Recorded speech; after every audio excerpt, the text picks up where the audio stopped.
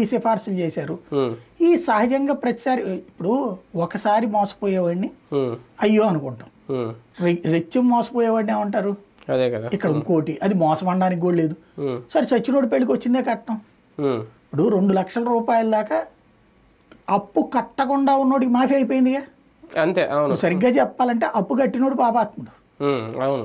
అప్పు కట్టనోడు అదృష్టవంతుడు.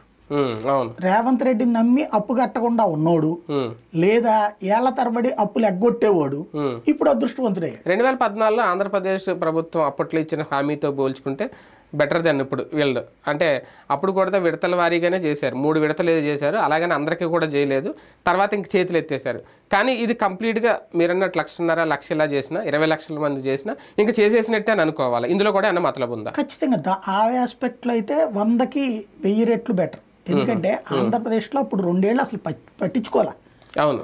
2వ ఏడాదిలో ఇతను ఎవరు జగన్మోహన్ రెడ్డి 48 గంటలు దీక్ష చేశాక అప్పుడు వీళ్ళు ఈ కమిటీ అనేది వేయడం ఇవన్నీ పెట్టి ఆ తర్వాత 3వ ఏడాదికి డబ్బులు ఇచ్చి అది కూడా ఏం పెట్టారు, స్కేల్ పెట్టారు. 9,000 7,000 ఎంతో ఫైనల్ రేట్ పెట్టి బ్యాంక్ కోడ్ లోన్ 1 ఎకరాకి